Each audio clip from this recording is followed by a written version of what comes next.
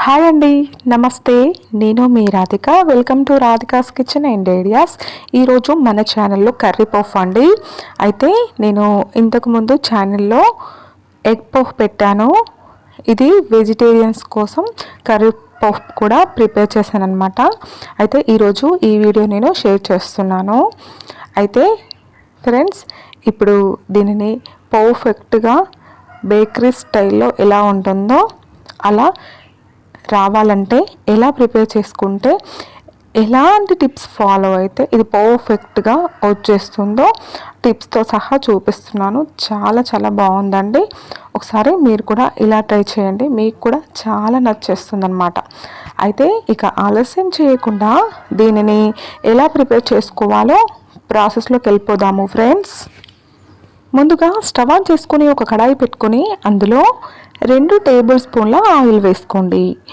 ఈ ఆయిల్ వేడెక్కిన తర్వాత చిన్నగా రౌండ్గా కట్ చేసి పెట్టుకున్న 2 పచ్చిమిర్చి ముక్కలను వేసుకొని, అలాగే ఇందులో 2 పెద్ద ఆనియన్స్ని కట్ చేసుకొని వేసుకోండి. ఇవి చక్కగా ఫ్రై అవుతుండగా 4 వెల్లుల్లి రెబ్బలను ఇలా చిదుముకొని తీసుకోండి. అలాగే ఇందులో కరివేపాకు వేసుకొని ఇదంతా ఒకసారి ఇందులో కలిసే విధంగా కలుపుకోండి. ఆ తర్వాత ఇందులో మనం తురుముకొని పెట్టుకున్న 2 క్యారెట్ని వేసుకోండి. ఇలా తురుముకొని వేసుకోవచ్చు, లేదంటే చిన్నగా కట్ చేసుకుని కూడా వేసుకోవచ్చును. ఆ తర్వాత చూడండి, ఇవి చక్కగా ఇందులో ఫ్రై అయిపోయాయి కదా. ఇప్పుడు ఇందులో రుచికి సరిపడా ఉప్పును యాడ్ చేయండి. అలాగే ఫ్రెండ్స్, ఇక్కడే పసుపును కూడా యాడ్ చేయండి. ఆ తర్వాత కొంచెం కారంని కూడా యాడ్ చేయండి, ఎందుకంటే మనం పచ్చిమిర్చి యాడ్ చేసుకున్నాం కదా. ఇప్పుడు ఇదంతా కలిసే విధంగా కలుపుకోండి. ఇలా ఇవన్నీ ఇందులో ఫ్రై అయిపోయాక మనము ఇలా తురుముకొని తీసుకోవాలన్నమాట. బంగాళాదుంపను స్మాష్ చేసుకొని తీసుకోవాలి. నేను 2 పెద్ద సైజ్ బంగాళాదుంపలను తీసుకున్నాను. దీనినంతా ఇందులో వేసేసి చక్కగా కలుపుకోండి. చూడండి ఫ్రెండ్స్, ఇది చక్కగా కలిసిపోయింది కదా. ఇప్పుడు మనకి కర్రీ రెడీ అయిపోయిందనమాట. ఇప్పుడు దీనిని తీసి పక్కన పెట్టేసుకోండి. ఆ తర్వాత ఫ్రెండ్స్, నేను ఎగ్ పఫ్ చేసేటప్పుడే ఈ పఫీ పేస్ట్ ఎలా ప్రిపేర్ చేసుకోవాలో చేశాను కదా. అయితే ఈ చూడని వాళ్ళు మీరు డిస్క్రిప్షన్లో లింక్ ఇస్తాను. ఎగ్ పఫ్ రెసిపీలోనే ఈ పఫీ పేస్ట్ ఎలా ప్రిపేర్ చేసుకోవాలో ఉంది, ఒకసారి చూడండి. ఇప్పుడు ఇలా కొంచెం కొంచెం పిండిని చల్లుకుంటూ దీనిని చేసుకోవాలి. దీనిని ఎక్కువ సన్నగా చేసుకోవద్దండి, మనం దీనిని 1/2 ఇంచ్ ఉండే విధంగా చేసుకోవాలి. ఇలా చేసుకున్నాక దీనిని కట్ చేసుకోండి. చూసారు కదా, అంతా సమానంగా ఉండే విధంగా కట్ చేసుకోండి.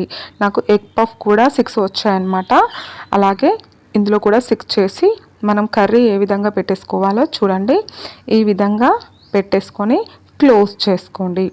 చాలా ఈజీగా మనం వీటిని ప్రిపేర్ చేసుకోవచ్చు. చూడండి ఫ్రెండ్స్, ఇది బయటికి రాకుండా ఇలా క్లోజ్ చేసుకోవాలన్నమాట. ఇలా క్లోజ్ చేసుకున్నాక ఇప్పుడు వీటిని బేక్ చేసుకోవడానికి ఒక కడాయి తీసుకొని అందులో బటర్ని అప్లై చేసుకొని పెట్టుకోండి. బటర్కి బదులుగా నెయ్యి కూడా యూజ్ చేయొచ్చు, అలా కాకుండా ఆయిల్ కూడా తీసుకోవచ్చు. ఇందులో ఒక్కొక్క దానిని ఈ విధంగా పెట్టేసుకొని అన్నింటినీ పెట్టేసుకున్న తర్వాత స్టవ్ ఆన్ చేసుకొని ఒక కడాయి పెట్టుకొని అందులో స్టాండ్ను పెట్టుకొని మూత పెట్టుకొని 5 నిమిషాల పాటు మంటని హై ఫ్లేమ్లో పెట్టుకొని వేడి చేసుకోండి. 5 నిమిషాల తర్వాత చూస్తే ఇది చక్కగా ఎక్కువ హీట్ అయి ఉంటుందన్నమాట. ఇలా హీట్ అయిన తర్వాత ఇందులో మనం ప్రిపేర్ చేసుకున్న కర్రీ పఫ్స్ను పెట్టేసేయండి. ఇప్పుడు మనం మంటని మీడియం ఫ్లేమ్కు అడ్జస్ట్ చేసుకొని దీనిపైన పాలని అప్లై చేసుకోవాలన్నమాట. ఇలా పాలని అప్లై చేసుకున్నాక దీనిపైన మూతను పెట్టేసి 35 to 55 మినిట్స్ వరకు దీనిని బేక్ చేసుకోవాలన్నమాట. నేను 35 నిమిషాల తర్వాత చూపిస్తున్నాను. చూడండి ఫ్రెండ్స్, ఇవి చక్కగా గోల్డెన్ బ్రౌన్ కలర్లోకి వచ్చేసాయన్నమాట. ఇప్పుడు వీటిని వెనుక సైడు మెల్లిగా టర్న్ చేసుకోవాలన్నమాట. ఇలా వెనుక సైడు టర్న్ చేసుకున్న తర్వాత ఇటు సైడ్ కూడా మనం మూత పెట్టుకొని బేక్ చేసుకోవాలి. మళ్ళీ 2 సైడ్లు బేక్ చేసుకుంటేనే మనకు టేస్ట్ అనేది బేకరీ స్టైల్లో ఉంటుందన్నమాట. అయితే ఫ్రెండ్స్, ఇప్పుడు మూత పెట్టుకొని 15 నిమిషాల వరకు వీటిని బేక్ చేసుకుందాము. 15 నిమిషాల తర్వాత చూస్తే చూడండి, ఎంతో రుచికరమైన కర్రీ పఫ్స్ రెడీ అయిపోయాయి. చూసారు కదా ఫ్రెండ్స్, ఈ వీడియో మీరు కూడా ట్రై చేస్తారు కదా మీ ఇంట్లో.